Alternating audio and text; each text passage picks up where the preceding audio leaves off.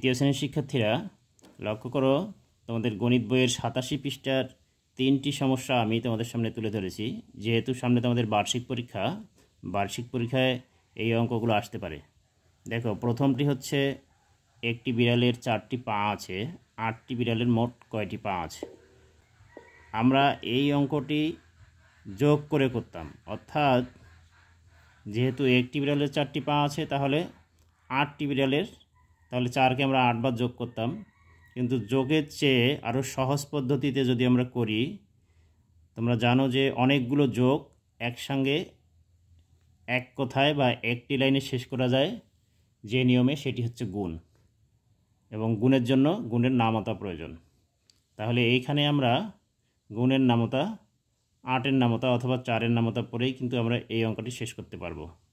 তাহলে কিভাবে করব দেখো, এখানে লিখতে হবে একটি বিড়ালের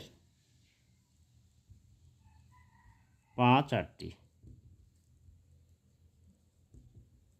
পা আছে 4টি, অতএব কয়টি বিড়াল? 8টি। 8টি বিড়ালের পা আছে, এই 4 গুণ 8। তাহলে 8-এর নামতা আমাদের পড়তে হবে 4 বার। এখানে যেহেতু 4 আছে, 8-এর নামতা পড়তে হবে 8 4 গুণে 32, এই 32টি। তাহলে আমরা উত্তর পেলাম 32টি।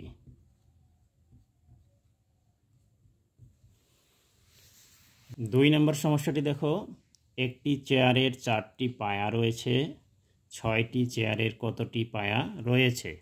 তাহলে 2 নম্বর সমস্যাটিও আমরা গুণের মাধ্যমে সমাধান করব এবং এখানে 6 অথবা 4-এর নামতা জানতে হবে।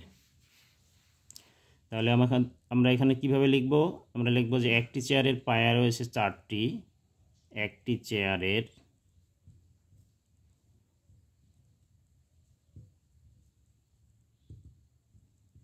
পায়া আছে 4টি, অতএব কয়টি চেয়ারের কথা বলা আছে? 6টি। 6টি চেয়ারের পায়া আছে, এই 4কে আমরা 6 দিয়ে যদি গুণ করি তাহলে পেয়ে যাব 6-এর নামতা পড়তে হবে 4 বার। 6 4 গুণে 24, 24টি। তাহলে উত্তর আমরা লিখব কত? 24টি। একইভাবে 3 নম্বর সমস্যাটি দেখো, প্রতিটি ভেড়ার 4টি বাচ্চা থাকলে 9টি ভেড়ার কতটি বাচ্চা থাকবে। তাহলে এখানে এই সমস্যাটিও আমরা গুণের মাধ্যমে সমাধান করব। এবং তোমরা জানো যে গুণ করতে গেলে গুণের নামতা জানতে হবে। তাহলে এখানে আমরা লিখব যে প্রতিটি ভেড়ার বাচ্চা থাকে 4টি, বা একটি ভেড়ার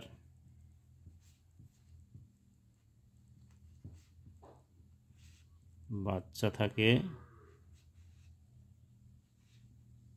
4টি, অতএব কয়টি ভেড়া? 9টি। 9টি ভেড়ার বাচ্চা থাকে 4 গুণ 9। তাহলে 9-এর নামতা পড়তে হবে 4 বার, অথবা 4-এর নামতা 9 বার পড়লেও হবে। 4 9 36টি। উত্তর লিখতে হবে 36টি।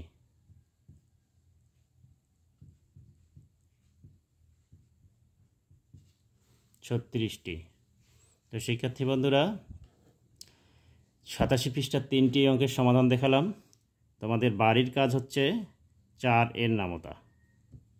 4-এর নামতা তোমরা মুখস্থ করবে। তোমরা মুখস্থ হয়েছে কিনা সেটি আমার কমেন্ট বক্সে তোমরা জানাবে। ঠিক আছে? ধন্যবাদ।